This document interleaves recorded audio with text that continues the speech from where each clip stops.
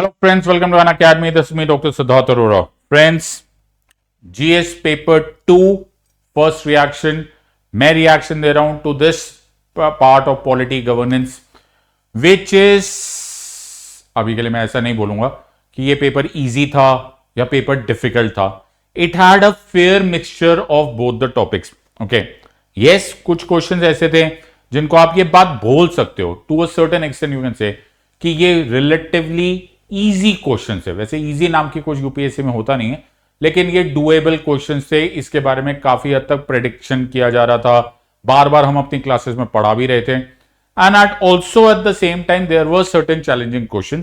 So fair mixture but in a way very practical exam, because कुछ ऐसे question है जो अभी हम थोड़े टाइम बाद डिस्कस, एक्चुअली मैं इसको बहुत डिटेल में करूंगा at a later stage, but for the time being एक फर्स्ट रिएक्शन देने का टाइम है. So let's quickly scan through all the question जो इस टाइम के लिए हुआ है. तो मैं इसको क्लासिफाई करूंगा ट्रेंड एनालिसिस में, इजी, मीडियम और हार्ड को. We'll have a look at each of these questions, देखते हैं कैसे क्वेश्चंस आए हैं. So पेपर रिव्यू है. This is Polity Governance, International Relation and Social Justice. आराम से देखते हैं और एक बात तुम भी और कमेंट सेक्शन में डालते जाओ कि तुम मेरे एनालिसिस के अनुसार मैं जो उसको ट्रेंड बोल रहा हूं, मैं उसको इजी, टफ, मीडियम जो भी बोल रहा हूं, are you on the same page with me or not? So let's have this. So let's look at the first question coming our way.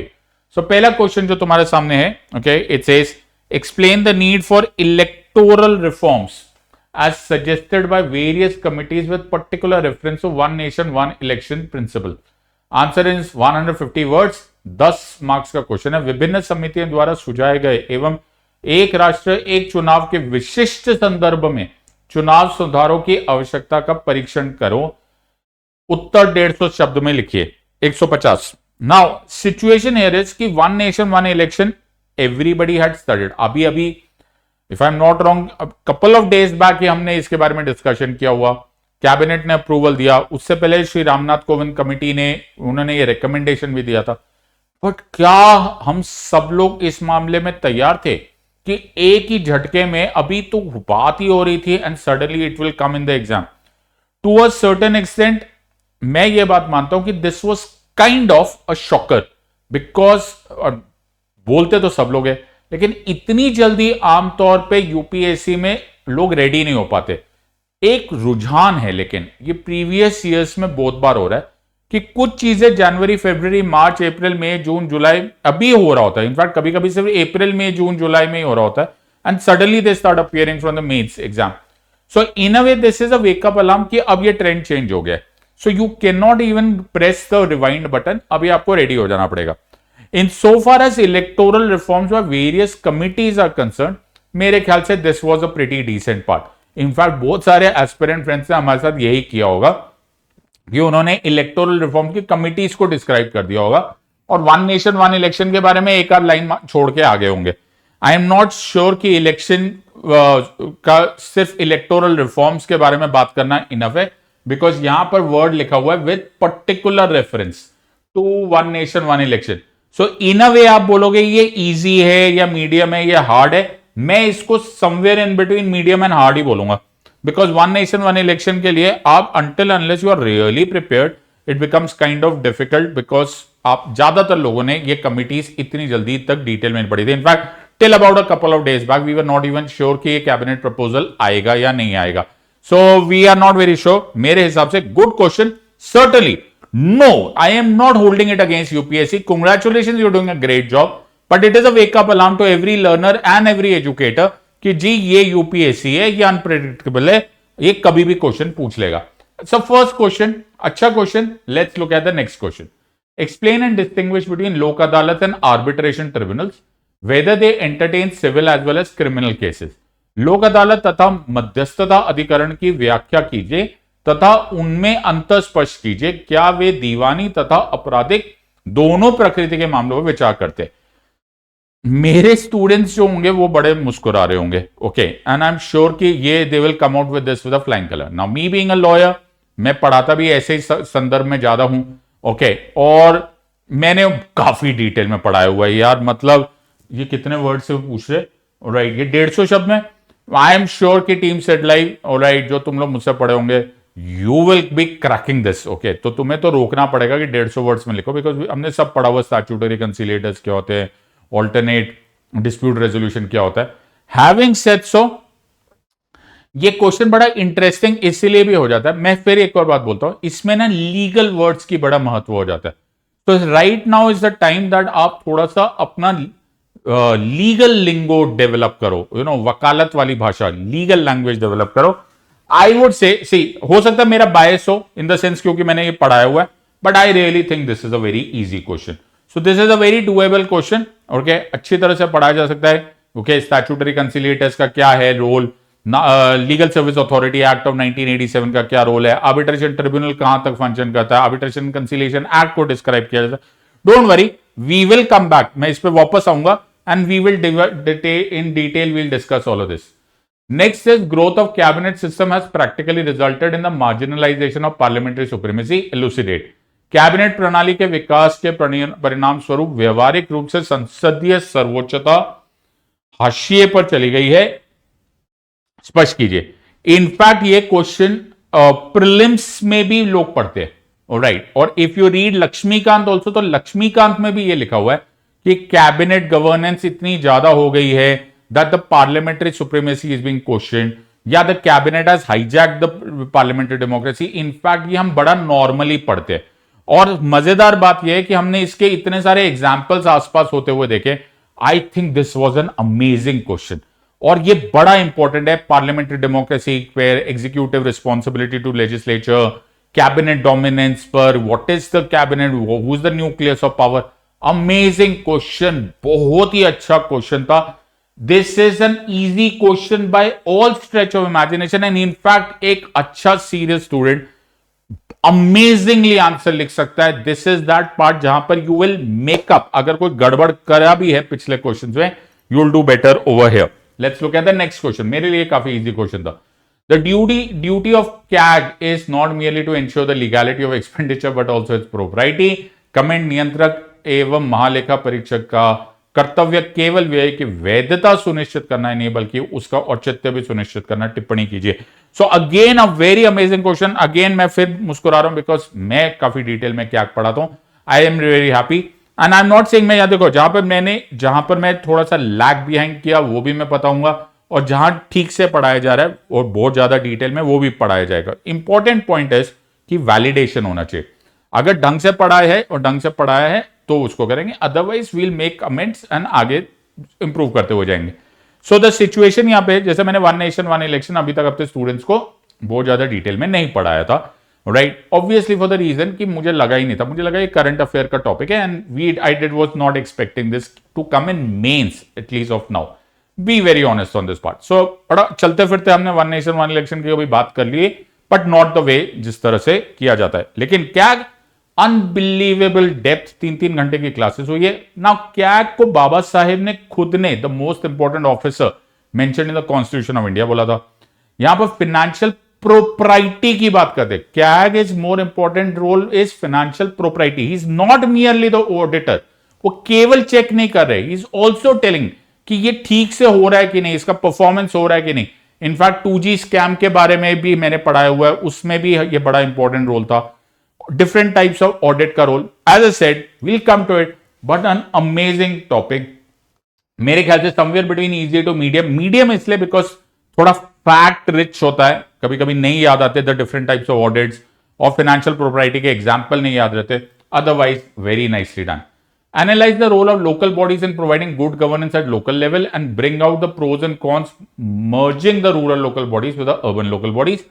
स्थानीय स्तर पर सुशासन प्रदान करने में स्थानीय निकायों की भूमिका का विश्लेषण कीजिए और ग्रामीण स्थानीय निकायों को शहरी स्थानीय निकायों को विलय करने के फायदे और नुकसानों की स्पष्टता कीजिए। Local bodies, huge detail, okay, we have done. However जब ये प्रोज एंड कॉन्स का टाइम आता है ना, तो ज्यादातर स्टूडेंट्स गड़बड़ कर जाते हैं। Okay, where do you have to stop? Okay, तो आपको वो प्रोज एंड कॉन्स का इंपॉर्टेंट ना वर्ड यहां पर था analyse. When I say analyze the role, तो उसमें आपको बहुत सारे आज के इवेंट्स मालूम होने चाहिए। और नाउ ये बड़ा इंपॉर्टेंट चैलेंज होता है कि डू यू रियलाइज कि इस टाइम पर ग्राम पंचायत के चैलेंजेस क्या है, डू यू रियलाइज कि बेटी बचाओ बेटी पढ़ाओ प्रोग्राम का परफॉर्मेंस कैसा हो रहा है? डू यू रियलाइज कि अर्बन लोकल बॉडीज का प्रॉब्लम क्या है? Do you realise peri urban bodies का क्या है? फ्रिंज एरियाज का क्या कॉन्सेप्ट है? Do you know all of that? वो फैक्ट रिच को जब तक तुम नहीं करोगे, then you will not be able to analyse the role. Yes, you will mention it. Pros and cons तो कर लोगे, but you will mention it. Again, as I said, we'll get back to this, but medium और hard के बीच में, because you don't know the facts at many times. Amazing question. Public charitable trusts have the potential to make India's development more inclusive as they relate to certain vital public issues. कतिपय अत्यावश्यक सार्वजनिक मुद्दों से संबंधित होने के कारण सार्वजनिक चैरिटेबल ट्रस्टों में भारत के विकास को अधिक समावेशी बनाने का सामर्थ्य. टिप्पणी कीजिए. Beautiful question, in fact amazing question, very predictable question. Trust के बारे में, एनजीओ के बारे में we have done enough amount of this. Trust कैसे फंक्शन करता है, क्या फायदा हुआ है, क्या इंक्लूसिव ग्रोथ हुई है, how is this more involvement of participatory democracy, कहां कहां गवर्नमेंट नहीं काम कर पाती, हम काम कर पाते हैं in the form of a trust. Amazing question, you could really go on a rampage and start writing, because इसमें एब्सोल्युटली फ्री हैंड. देखो कुछ भी नहीं है. Public charitable trust have the potential to make India development more inclusive as they relate to certain issues. आप clearly इसको mention करो, and I think beautiful question, easy question, certainly no problem on this. Poverty and malnutrition create a vicious cycle adversely affecting the human capital formation.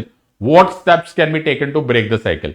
निर्धनता और कुपोषण एक विषाक्त चक्र का निर्माण करते हैं जो मानव पूंजी निर्माण पर प्रतिकूल प्रभाव डाल रहे हैं. इस चक्र को तोड़ने के लिए क्या कदम उठाए जा सकते हैं? ऐसे क्वेश्चन लगते इजी है, बट ये कभी भी इजी नहीं होते. इट्स ऑलवेज चैलेंजिंग, बिकॉज आपके पास जो चॉइसेस है कि आप कहां पर रुकोगे और कहां स्टार्ट करोगे. See you could actually take it from good governance to लेकर आप इसको फाइनेंशियल टू जनधन योजना टू टेक एनीवेयर. आप कहीं से, for that matter even constitution को कनेक्ट कर सकते हो. सो यहां पर the choice is very different. Plus में फिर ये इंपॉर्टेंट है, जब आप बोलते हो ना what steps can be taken, तो बहुत सारे एस्पिरेंट फ्रेंड्स क्या करते हैं, वो ना सिर्फ लिख कर आ जाते हैं, यार यू नो विमेन एम्पावरमेंट होनी चाहिए, you know self help groups होने चाहिए, यू नो सबको एम्प्लॉयमेंट होनी चाहिए. Doesn't work. You have to give facts along with figures which I have shared in the form of PDFs. अब point यह है कि इसको किसने पढ़ा है और कितना याद किया है, that is it. So I would से somewhere between, I would actually call this medium and hard के बीच में, बिकॉज मुझे लगता है बहुत सारे लोग वो फैक्ट्स को ठीक से नहीं डाल पाते. और चैलेंज मेंस में यही है, थोड़ा बहुत तो सबको ही पता होता है. That's on the point. The doctrine of democratic governance makes it necessary that the public perception of the integrity and commitment of civil servants become absolutely positive. प्रजातांत्रिक शासन का सिद्धांत यह अनिवार्य है कि लोक सेवकों को सत्यनिष्ठा और प्रतिबद्धता के प्रति लोक धारणा पूर्णतः सकारात्मक बने रहे. विवेचना कीजिए. Amazing question. I am so happy. Role of civil service in democracy जब मैं पढ़ाता हूं तो मैं हमेशा ये बात बोलता हूं, the changing face of civil services. Okay, colonial times में माई बाप बोला जाता था. It was more of wielding the power of the state. Today it is a more of concept of welfare state. कैसे पता चलेगा, कैसे इट विल बी इंप्रूव, कैसे स्पेशलाइजेशन होगी, कैसे they will be more sensitise to the needs of people, कौन से reforms है और ट्रेनिंग में कितना फर्क आएगा, all of that. And in fact इसमें कुछ बड़े अच्छे अच्छे पॉइंट्स भी आ जाएंगे. दैट इज द पॉइंट जो अब हमें सोशल मीडिया के थ्रू पता चल रहे हैं कि जब हम लोग देखते हैं कि वो सकारात्मक कर रहे हैं तो वी लर्न. जब हमको वही लगता है कि यार वो नेगेटिव जा रहे हैं तो वी गेट डिस्करेज कि क्या सिविल सर्विसेज वही है, वही बिल्डिंग वाली पावर है. Beautiful question. इसको हम डिस्कस करेंगे और मैं आपको अपने नोट्स दिखाऊंगा. यू विल रियली फील कि हाँ यार this is the kind of approach that you have to take. Beautiful question, but again a medium question, not a very easy question by any stretch. Amazing. The West is fostering India as an alternative to reduce dependence on China's supply chain and as a strategic ally to counter China's political and economic dominance. Explain this statement with examples. पश्चिम भारत को चीन की आपूर्ति श्रृंखला पर निर्भरता कम करने के लिए एक विकल्प के रूप में और चीन के राजनीतिक और आर्थिक प्रभुत्व का मुकाबला करने के लिए एक रणनीतिक सहयोग के रूप में बढ़ावा दे रहा है. उदाहरणों के साथ इस कथन की व्याख्या कीजिए. यू विल नॉट बिलीव, अभी मैंने आधा घंटा पहले हम लोग इंटरनेशनल रिलेशंस की क्लास कर रहे थे प्लस पे, और जब मुझे पता चला ये क्वेश्चन पेपर आया, एंड ऑल ऑफ अस, जो लोग इस टाइम पे क्लास अटेंड कर रहे थे, यू कैन कमेंट, हम लोगों ने अभी अभी सप्लाई चेन पे पढ़ा था। Supply chain resilience Narendra Modi government की एक बड़ा इंपॉर्टेंट थॉट प्रोसेस था ever since the period of covid. Now जब हम चाइना के संदर्भ में ये बात बोलते हैं तो हम लोग ऑयल रूट की बात करते हैं, हम लोग इंडियन ओशन रीजन की बात करते हैं। चाइना बेलिजरेंट कंट्री हो रहा है, at many times they are threatening the freedom of navigation. तो उस टाइम पर इंडियन ओशन रीजन अब फोकस में आ गया, pivot towards the entire foreign policy is focusing over here. Can Indian navy को नेट सिक्योरिटी प्रोवाइडर का position मिल सकता है? 2009 में United States secretary of defence ने यह लाइन बोला था कि India should try and evolve their और improve there navy all the way to net security provider. क्या इसमें आप स्ट्रिंग ऑफ पर्ल्स की बात कर सकते हो? क्या आप इसमें क्वाड की बात कर सकते हो? क्या आप इसमें फ्रीडम ऑफ नेविगेशन ऑपरेशंस की बात कर सकते हो? Yes, you can talk about this part. So ये हमारा पॉइंट, लेकिन इसमें एक बड़ा इंपॉर्टेंट कॉन्सेप्ट है। इसमें जो इंपॉर्टेंट कॉन्सेप्ट है उसमें कि आप इवॉल्विंग लाइंस भी बता दो कि ये धीरे धीरे हम लोग बढ़ रहे, we are trying to become a blue water navy, और वेस्ट हमारी तरफ इसलिए देख रहा है because we are a responsible navy. Okay, हम लोग एक वर्ल्ड ऑर्डर को फॉलो करना चाहते हैं। Will get to this, don't worry, but a beautiful question by no stretch of imagination. At least एक बेसिक आईआर वाला क्वेश्चन हर एक को यह आंसर दे ही देगा। Let's look at the next one. Critically analyze India's evolving diplomatic, economic, and strategic relations with Central Asian republics, highlighting their increasing significance in regional and global geopolitics. मध्य एशियाई गणराज्यों के साथ भारत के विकसित होने, राजनीतिक, आर्थिक और रणनीतिक संबंधों का आलोचनात्मक विश्लेषण कीजिए तथा क्षेत्रीय और वैश्विक भू राजनीति में उनके बढ़ते महत्व का प्रकाश डालिए। Everyone was predicting this. ये तो प्रेडिक्टेबल था। Central Asian republics, international north south transport corridor, हम लोग चाबहार की बात कर रहे हैं, we were always talking about. I am very happy कि यूपीएससी इस तरह के क्वेश्चंस डाल रही है जिस क्वेश्चंस को सब लोग सुबह शाम सुन रहे। So we are very happy कि ये क्वेश्चंस है because everybody was talking about कि हम लोग किस तरह से सेंट्रल एशिया की तरफ जाएंगे। तो इनफैक्ट ये अजरबैजान आर्मीनिया कॉन्फ्लिक्ट के टाइम पे भी सेंट्रल एशियन रिपब्लिक्स की बात होती है।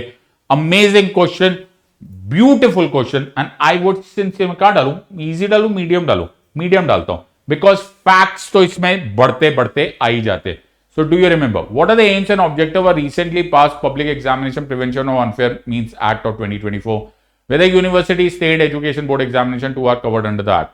अभी हाल में पारित तथा लागू किए गए लोक परीक्षा अधिनियम के लक्ष्य तथा उद्देश्य क्या है? क्या विश्वविद्यालय राज्य शिक्षा परिषद की परीक्षाएं भी इस अधिनियम के अंतर्गत आती? मैं गारंटी से बोलता हूं, ओके, मैं ये बात बोलता हूं, मेरे लिए ये क्वेश्चन हार्ड है और मैं मान के चलता हूं कि ये ज्यादातर लोगों के लिए हार्ड ही होना चाहिए बिकॉज ये सिर्फ सेकेंड पार्ट में क्वेश्चन नहीं है। वेदर यूनिवर्सिटी स्टेट एजुकेशन बहुत डिफिकल्ट, देखो अभी अभी बात हुआ था नीट एग्जामिनेशन में बड़ा मेजर धमाका हुआ, तो ऐसे अनफेयर मीन्स हमको पता चलने लग गए कि ऐसा ऐसा होता है, चीटिंग होती है वगैरह। But did we study this entire law? I also haven't studied this entire law. Newspaper में पढ़ते पढ़ते पढ़ लिया, but can you read this entire thing?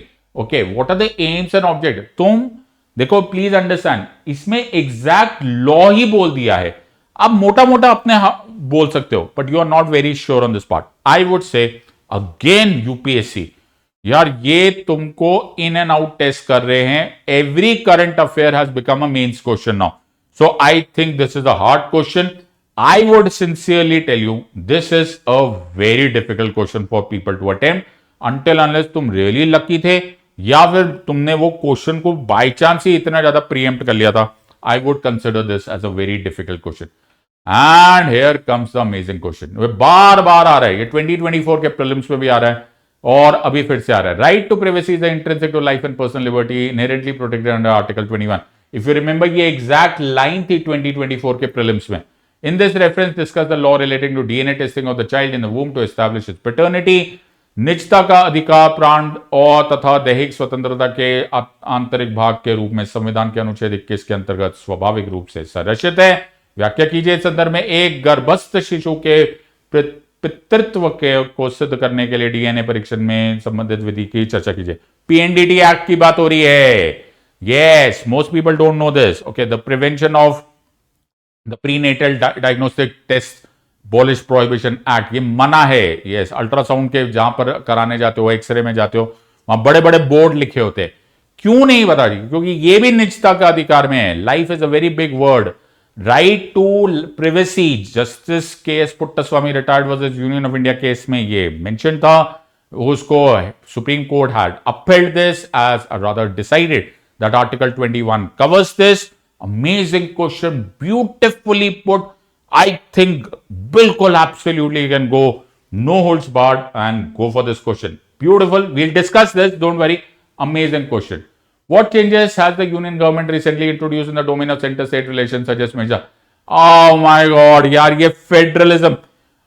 इस टाइम पर मेरे स्टूडेंट्स एब्सोल्युटली एक पांव पे खड़े होकर आंसर दे रहे होंगे। We have gone on this part, चाहे वो फाइनेंशियल रिलेशनशिप्स हो, चाहे वो हम लोगों ने इनफैक्ट देखा जाए तो why not one nation one election also, that was also a concept of in a way making federalism a part of this part. कैसे हम इनफैक्ट आप कमीशंस पे बात कर सकते हो, all of that could have been spoken. We'll discuss this, मैं तुम्हें नोट्स दिखाऊंगा। This is amazing question, I think another very medium, इसलिए क्योंकि सबको सब याद नहीं रहता, लेकिन it's a very simple question. Explain the reasons for growth of public interest litigation as a result of this has Indian Supreme Court has emerged as the worst. 142 का question है, आर्टिकल 142 का क्वेश्चन है। Nothing is going to stop over here. Public interest litigation क्या होता है, judicial overreach क्या है, judicial supremacy क्या है, public interest litigation, social activist litigation कैसा हुआ, all of that is covered. Beautiful, amazing, amazing question. Easy बोलते थे इसको, क्योंकि इसमें तो you cannot be stopped on this part. Discuss India as a secular state compare. ओहो, मैंने कम से कम 20-25 स्पेशल क्लासेस ले लिए इस पे, प्लस क्लास में 50 बार पढ़ा दिया होगा। Western definition of secularism, Indian definition of secularism, कहां कंप्लीट डिवोर्स है, कहां पर सर्वधर्म संभाव है। ये क्वेश्चन अगर तुमने नहीं एड्रेस किया, देन इससे बड़ा फुल टॉस क्वेश्चन नहीं हो सकता। Amazing question, very very easy question, और इस पर हम डिस्कस करेंगे। Oh God, citizen charter has been a landmark initiative. यार इसके बारे में तो कुछ बोलो ही मत। लक्ष्मीकांत से लेकर एनसीईआरटी तक लेकर हर बुक, हर नोट्स में सिटीजन चार्टर पे क्वेश्चन है। इनफैक्ट आज आप वेबसाइट खोलते हो तो भी पढ़ते हो। वेरी जनरल क्वेश्चन, कोई टेंशन नहीं था, फैक्टर्स था, बड़ा सिंपल सा question. I think very easy question, कोई टेंशन ही नहीं था इसमें। Will get to this when we go into the detail. In a crucial domain like public health care system in Indian state, तुम notice कर रहे हो ये क्या हो रहा है? ये अभी अभी गवर्नमेंट ने एक पॉलिसी रिलीज की एंड ये आंसर क्वेश्चन आ रहा है। तो 3 ऐसे क्वेश्चन हो गए। One, this one health care, second the cheating वाला पार्ट, राइट, अनफेयर मींस, तीसरा वन नेशन वन इलेक्शन। अब तुम्हें समझ में आ गया, newspapers, you have to be into the newspaper to answer this question. I will give you the details of all of this, right. तो हम इसमें पब्लिक हेल्थ केयर, ये सबको सारी चीजों को डिस्कस करेंगे soon after. Lovely question. E governance is not just about routine application of digital technology. In this corner evaluate the role of interactive service model of inter. We have gone at length, और ये मुझे बहुत पहले से ही था। In fact मैं पहले से, जब से मोदी गवर्नमेंट का आया तब से मैं बोला हूं कि जहां भी ई वर्ड आता है, डिजी वर्ड आता है, please go ahead, because Modi government, the present power, is very interested in ensuring e-governance. So very nicely put. इस पे भी बहुत अच्छा, I'll show you all the facts and figures. All right. This is also a relatively easy question. Terrorism has become a significant threat to global peace. Evaluate the effectiveness of United Nations Security Council, Counter-Terrorism Committee, its associated bodies. एकदम बिल्कुल absolutely, जिसे बोलते हैं ना, school में नहीं आता था short note question, right, obviously long answer है, but beautifully put. I think amazing question and amazing answer. This is, ऐसे क्वेश्चंस आ जाए, यूनाइटेड नेशंस हमेशा से पूछा जाता है, you can't miss these questions. Beautiful. But मैं क्योंकि ये बोलता हूं, क्योंकि सब लोग पढ़ते नहीं है, इसीलिए medium. Discuss the geopolitical and geostrategic importance of Maldives for India with a focus on global trade and energy. Further also discuss how this relation affects India's maritime security and regional stability. दूसरी time maritime आ रहा है। मैंने आज ही बोला था जब मैं पढ़ा भी रहा था, मैरी टाइम, अब ओशन के सारे सारे पढ़ो। मॉल्डीव इशू में था, वी हैव अंडरस्टूड, बट ये क्वेश्चन इतना करंट अफेयर से हमको डरावना नहीं लगा, because Maldive as such international relation में काफी डिटेल में पढ़ाया जाता है। So nothing worry about this, बहुत सिंपल क्वेश्चन था, और इसमें आप फिर से वो स्ट्रिंग ऑफ पर्ल्स वो वापस ला कर सकते हो, रिकॉनेसेंस ला सकते हो, फ्रेंडली ला सकते हो, इंडियन ओशन रीजन ला सकते हो। I think a very easy question again. I hope you have enjoyed this, okay. But ऐसा नहीं है कि ये खत्म हो गया, okay, we will come back. मैं इसमें एक एक्सट्रीम लेंथ पे पूरा आपको डिस्कशन लेकर आऊंगा। अदरवाइज जस्ट अ रिमाइंडर, 24,999 में आपको अनअकैडमी की सब्सक्रिप्शन मिल रही है। कोड यूज करना SEDLIVE, SIDLIVE। You really want a mentor, we are there to helping you out. So pathway last life batch है ये फॉर 2025। अगर 2025 की तैयारी करो, इसके बाद हमारा कोई लास्ट, ये हमारा आखिरी बैच होगा जो लाइव बैच होगा, ये 25 सितंबर को स्टार्ट हो रहा है। Yeah don't miss this for anything. मेरा कोड यूज करो SEDLIVE, I will be very very happy to teach you, and let's see this part. ये है अनअकैडमी एश्योर। अगर तुम प्रीलिम्स क्रैक करते हो तो fully paid online quality enhancement program for mains आपको मिलेगा। अब तो तुम्हें सारी की सारी बातें समझ में आ रही है। Don't miss this and wait, keep tuned for a complete analysis of this entire thing. We'll get back to you soon. In the words of Unacademy, let's crack it. Until next time, God bless. Thank you and Jai Hind.